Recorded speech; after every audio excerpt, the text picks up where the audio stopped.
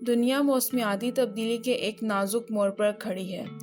یہ تبدیلی اب صرف درجہ حرارت یا موسموں کی بات نہیں، بلکہ انسان کی بقا کا سوال بن چکی ہے۔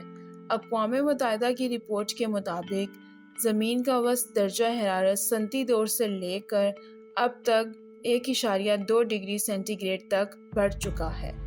اگر یہی رجحان برقرار رہا تو 2050 تک یہ 2 سے 3 ڈگری بڑھ سکتا ہے، جس کا مطلب ہے شدید آفات، خشک سالی اور زندگی کے خطرات۔ پاکستان ان ممالک میں شامل ہے جو سب سے زیادہ متاثر ہے، حالانکہ اس کا عملی کاربن خارج نہایت ہی کم ہے۔ 2022 کے تباہ کن سیلاب، غیر معمولی بارشیں اور 2025 کے حالیہ واقعات اس بحران کی شدت سے واضح ثبوت ہے۔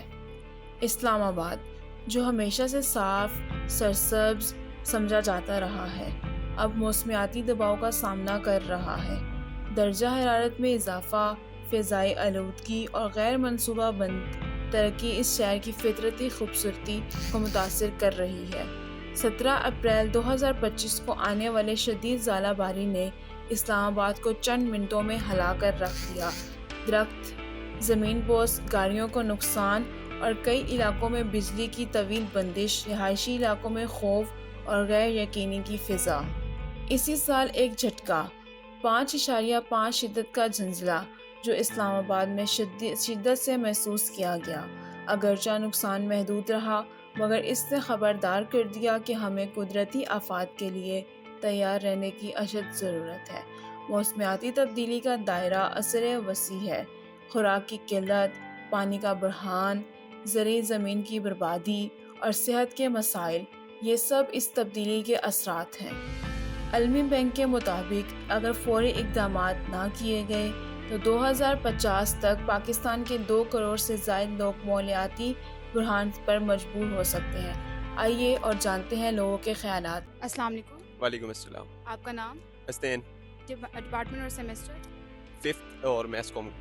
اوکے سر، آپ سے ایک کوشچن ہے موسمیاتی تبدیلی کے حوالے سے کہ اگر آپ نوجوانوں کو موسمیاتی بحران پر ایک پیغام دینا چاہیں گے تو وہ کیا ہوگا؟ پیغام میرا یہی ہوگا کہ ہمیں جو ہے یہ ایک ہی پلانٹ ہے ہمارے لینے کے لیے اور ہمیں اس کا خیال رکھنا بہت ضروری ہے، ٹھیک ہے۔ اب ہم دیکھتے ہیں آئے دن جو ہے بہت زیادہ لوگ پلاسٹک کا یوز بہت زیادہ ہو رہا ہے، اور اس کے علاوہ اگر ہم تھوڑا سا اپنے بیکورڈ ایریاز میں جائیں، جیسے کشمیر ہے، مری ہے، تو میں خود بھی کشمیر کا، تو میں نے دیکھا وہاں پہ لوگ جو ہیں وہ جنگلوں کو just for the cause of fun آگ لگا دیتے ہیں، ٹھیک ہے۔ تو we need to make it stop, otherwise جو ابھی آپ دیکھ رہے ہیں ابھی کون سا منتھ چل رہا ہے اور ٹیمپریچر 40-41 پہ چلا جاتا ہے، تو if we don't take care of this plant this is gonna be a hell for so. Thank you so مچ۔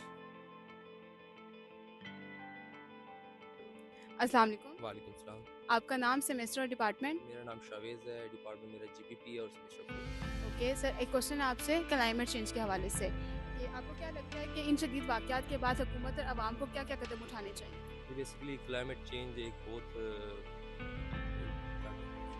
بہت بڑا مسئلہ ہے، اور اس کی وجہ سے جیسے آج کل موسم دیکھ رہے ہیں مئی کا مہینہ ہے اور گرمی بہت زیادہ ہو گئی ہے، تو اس میں حکومت کو تو جو پالیسیز بنانی چاہیے وہ ایسی چیز سسٹینیبل ڈیولپمنٹ کو اس کے حساب سے بنانی چاہیے، جیسے کلین انرجی، اور جیسے کارز ہیں آج کل بہت پرانی چل رہی ہیں، ان کو پابندی لگانی چاہیے۔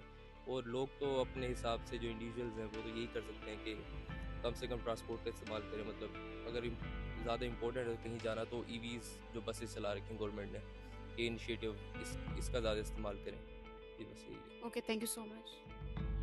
اب وقت آ گیا ہے کہ ہم انفرادی اور اجتماعی سطح پر کردار ادا کریں۔ صاف توانائی، درخت لگانا، پانی کی بچت اور پلاسٹک کے کم استعمال، یہ سب چھوٹے اقدامات لیکن بڑے فرق پیدا کر سکتے ہیں۔